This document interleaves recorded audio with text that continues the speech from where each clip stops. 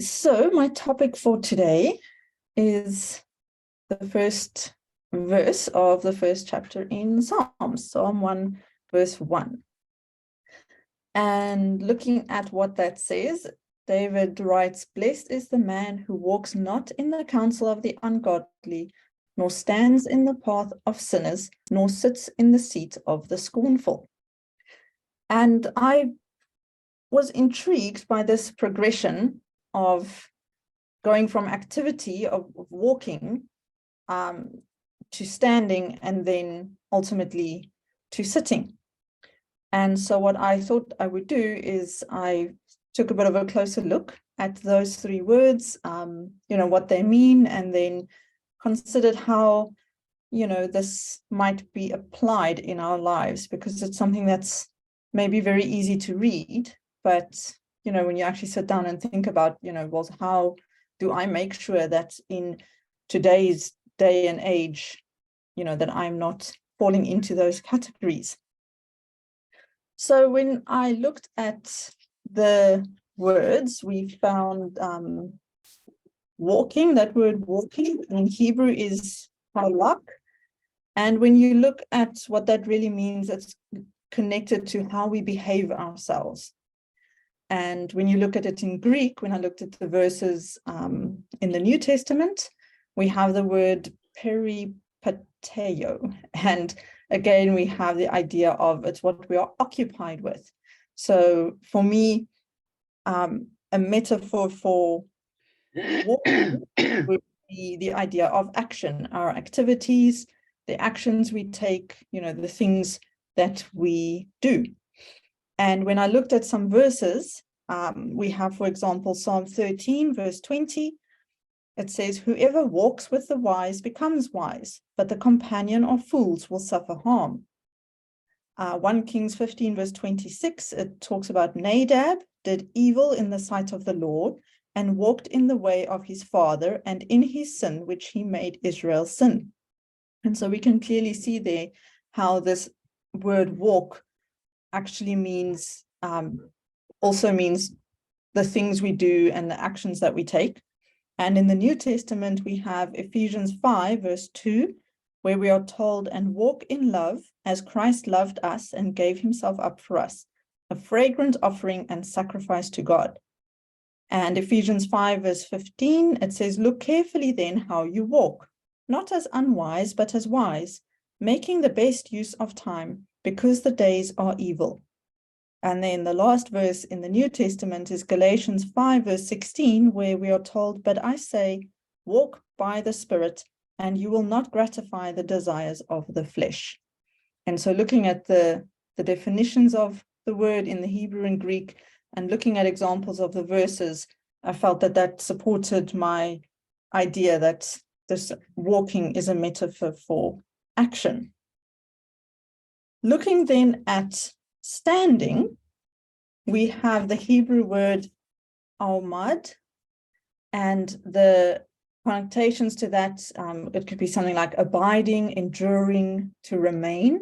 And in Greek, we have histemi, which is very similar. It means to abide, to continue, to persevere.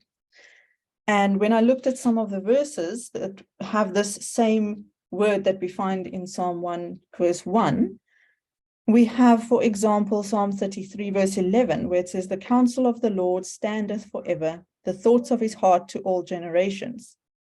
We also have 1 Corinthians 16, verse 13, where it says, "Be watchful, stand firm in the faith, act like men, be strong." We have Philippians 4, verse 1, where it says, "Therefore, my brothers, whom I love and long for, my joy and crown, stand firm thus in the Lord, my beloved." And Galatians 5, verse 1, "For freedom Christ has set us free. Stand firm, therefore, and do not submit again to a yoke of slavery." And 2 Thessalonians 2, verse 15, "So then, brothers, stand firm and hold to the traditions that you were taught by us, either by our spoken word or by our letter." And so looking at the definitions and looking at these verses and some more as well, I felt that for me, the best metaphor for standing would be the idea of resolve. It's what you hold on to, it's what you will stick to, but it's not quite as immobile as sitting.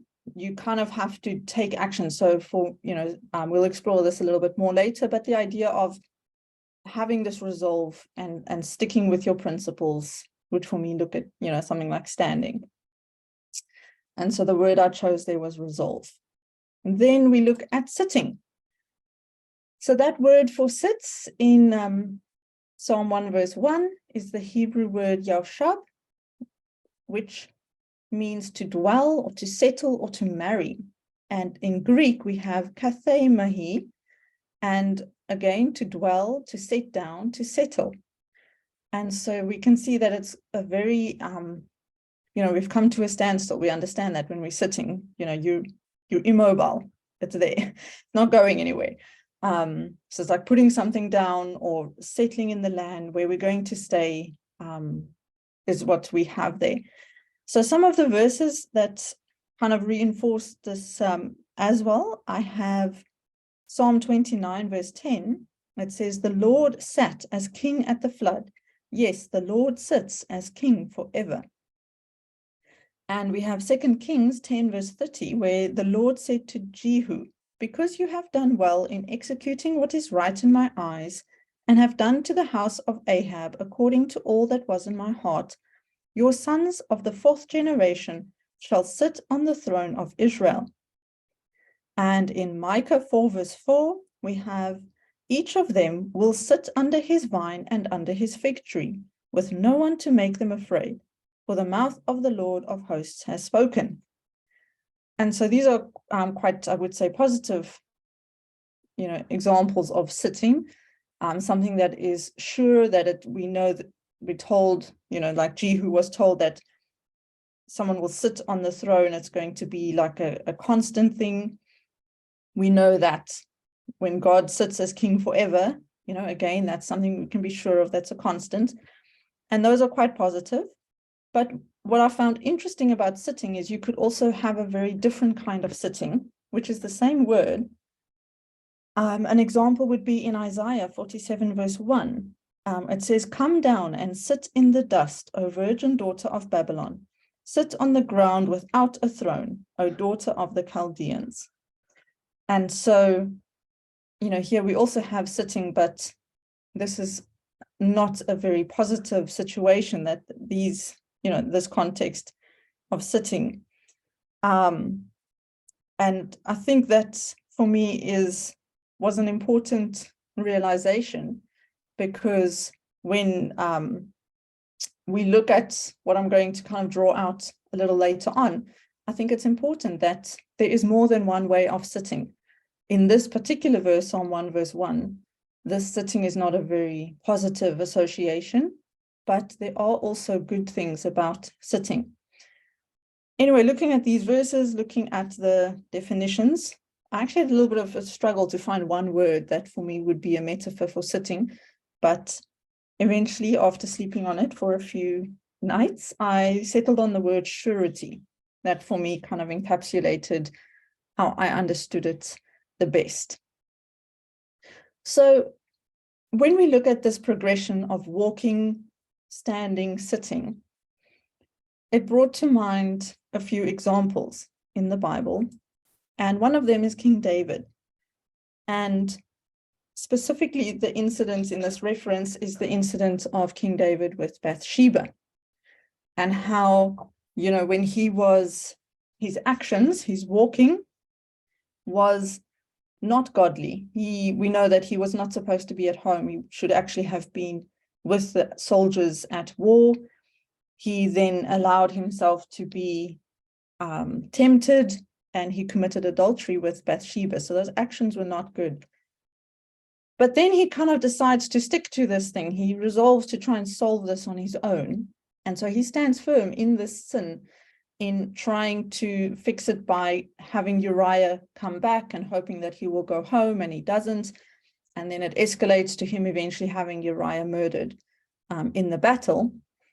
And what then is even more telling is that he actually becomes so sure of himself that he becomes blind to his own sin. And we know that he needed, God to intervene and send Nathan to open his eyes to what he had actually done. So he was really at a very low point. And we can see that progression of walking in the counsel of the ungodly, standing in the path of sinners, and sitting in the seat of the scornful. I feel in this example in King David's life. We know, fortunately, the story doesn't end there, but that for me was just one of, the examples of where this might be evident. I also thought of Paul before he became an apostle, when he was still, his actions was also not godly. He was persecuting the Christians very zealously, and he was, resolved. He was very sure about what he was doing. He wanted to extend, the reach of the persecution, and that's why he was going to Damascus. And I found it interesting that pretty much Jesus brought him to a standstill and stopped him in his tracks. And we know that he actually blinded him. And so I think Paul did a lot of sitting for those few days that he was waiting before Ananias came to see him. And this was for me where I kind of understood that idea of, where you can sit, and sometimes maybe Jesus needs to bring you to that standstill and make you sit so that you can then reflect and hopefully change what you are sure of, so that what you are resolved to do and your actions take on a different course, which we know happened with Paul. What I then also found encouraging, I guess, is when we look at Jesus does the opposite. Jesus takes those who are sitting and who have been sitting their whole lives, and he brings them up to stand and to walk. And we know he did that several times, where he healed people who had been lame, even from birth. And that for me was quite telling. And I felt like, I like that progression more than going from action to nothing. So how could we put that in effect in our lives? How could we turn this on its head so that we don't go from action to nothing, that we rather, like Jesus did for these lame men, I think they only mention men in the Bible, how can we also go from sitting to standing and then walking with Jesus? And I think part of the answer we actually find back in Psalm 1, verse 2. And so obviously David started, by saying, blessed is the man who, and then, we don't do this, don't do this, don't do this, but whose delight is in the law of the Lord, and who meditates on his law day and night. So now if you have to imagine someone meditating, I would wager that most of us have imagined someone sitting still. That's sort of the first image that comes to mind. I don't think that's the only way you can meditate, but I do think it is important to take time to be still. And I think that's more effective than to imagine that you're meditating within the general hustle and bustle of life. And so that for me also was interesting. So perhaps we do need to start with sitting if we look at this verse, and rather make our progression look like this, where we first sit and then we stand and then we walk. So I like to make things practical. I like to leave with some practical applications. And I also felt like a few of the classes we've had before where we had breakout rooms have been quite enjoyable. So we are going to have some breakout rooms today. And we're going to have 3 rooms. And so if you are in the first room, your topic is this idea of sitting. The second room, you need to look at standing. And the third room, you're going to look at walking. And then I've listed 5 verses here for each of these actions. And what I'd like for you to do in the group is to obviously go and have a look at those verses, and then to see, what do these verses tell us, either physically, how should we sit, or can we draw out some spiritual lessons about how we should sit? And if you remember those words that I've connected, we have sit, which is surety. What should we be sure of? How can we become more sure of the things we need to be sure of? Standing was resolve. So what can help us have a stronger resolve? And room 3, we have walking, which is our actions. So how should we walk as Christians? Everything in nature is so intricately designed and so complex. And when you really take time to sort of look at that and to understand that, it just helps you to understand that the God that we worship is an incredibly powerful and amazing God. And I think that's really something we need to take time to really appreciate. Just as Jesus did, we need to sit with fellow believers, so basically this could mean, we need to be connected. We need to go to church. We need to be with people who believe the same way we do. We need to go to Bible classes so that we can grow and learn more. But also, especially in today's world, we need to connect with other believers just socially. Are the people in your church also your friends? Do they support you? Do you support them? Because in today's society, there are many other pastimes and hobbies and things that sometimes distract us from what is important. And so I think it's good to make sure we're also taking time to be with our fellow believers. And then, just as Mary did, to sit quietly at the feet of Jesus. Take time to be in God's word. Make it part of every day. Make it a priority. Appreciate it the way that we should. And I feel like if we do this kind of sitting, what we then achieve is that we grow in the sure knowledge of who our Father is. We grow sure or more sure in his promises. And we also become more sure of what he expects of us and how we should live, both as individuals and also as his church, while we wait for the fulfillment of these promises. Right, our next breakout room 2 looked at the idea of, who's going to give us some feedback from your discussion, please? I guess I'll be the one to give the feedback, because I was writing down everything. So in a lot of the verses, it mentions to stand firm in the faith, to be on guard, to stand firm in your traditions and your beliefs, and that you were taught to stand firm by also standing together. Sister Deb mentioned a reminder in Philippians 1 verse 27 of an army with shields basically preparing for an attack. Also, James mentioned that God blesses those who are patient and steadfast and patiently enduring. So those who praise and stand firm during testing are praised. They are tried and true. They'll receive the life God has promised them. And to also be able to stand your ground, to resist the enemy in times of evil, to put up a shield of faith. So from what we gathered from all of those verses, it basically means to have a resolve in the truth, to endure and to wait. Sister Deb, thank you. I also mentioned this progression reminds her of the lesson she did on the process of becoming a disciple. So standing would be getting our bearings as a believer so that we're firm in the faith before we attempt to walk into roles of leadership. Sure, thank you. That was, I think, pretty much summarized everything that I had in my points too, but just because obviously it's going to be on the screen, let's have a look.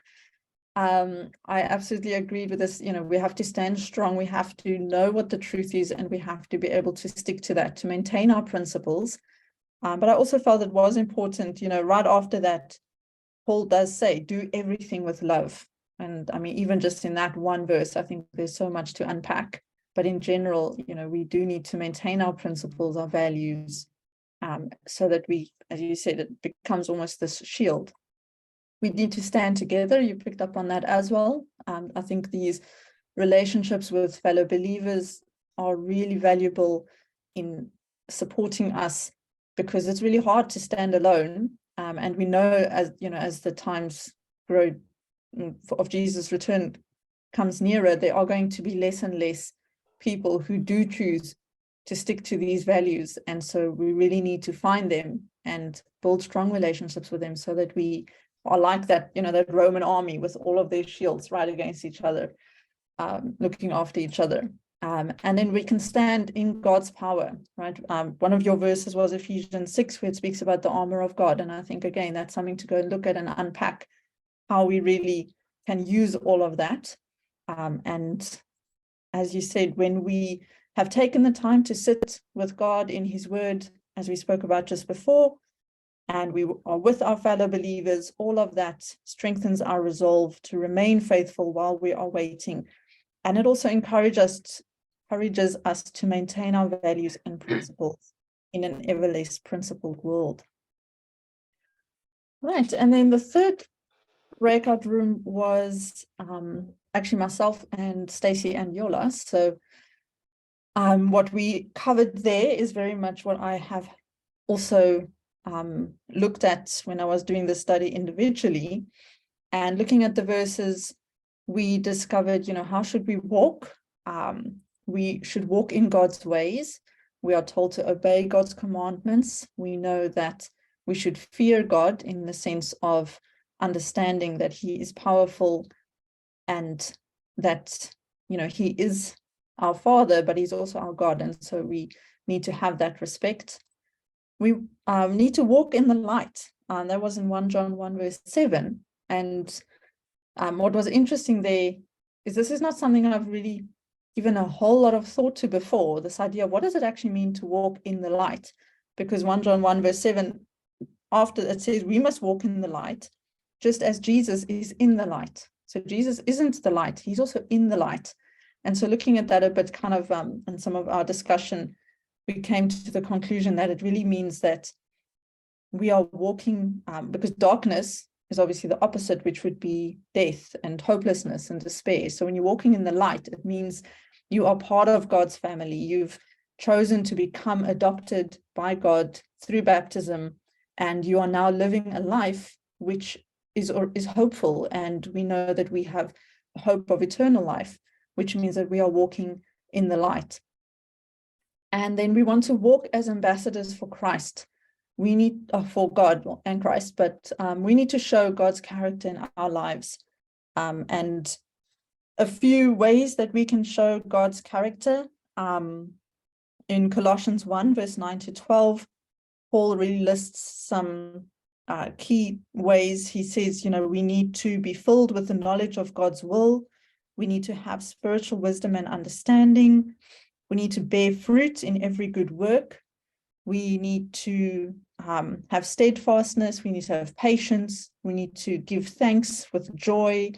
And the end result of all of that means that we will have qualified to share in the inheritance of the saints, which I think is fantastic.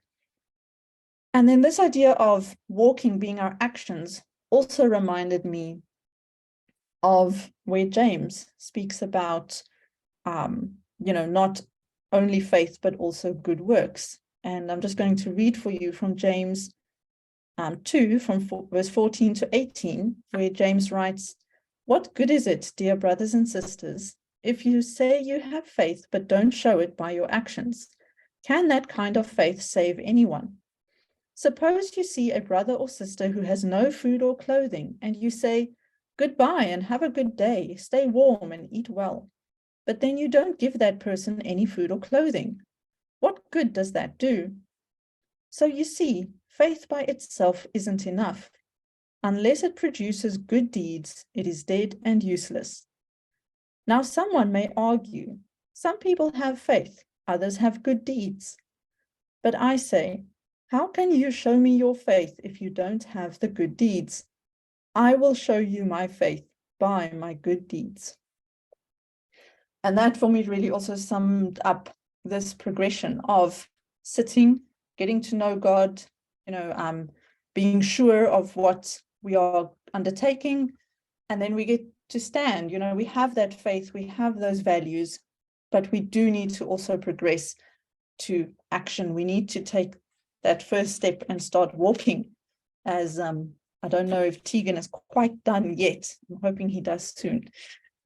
But then we actually don't only need to progress from sitting to standing to walking, because Paul tells us we also need to run, right? We know in Hebrews 12, he says, therefore, since we are surrounded by so great a cloud of witnesses, let us also lay aside every weight and sin which clings so closely, and let us run with endurance the race that is set before us, looking to Jesus, the founder and perfecter of our faith, who for the joy that was set before him endured the cross, despising the shame, and is seated at the right hand of the throne of God.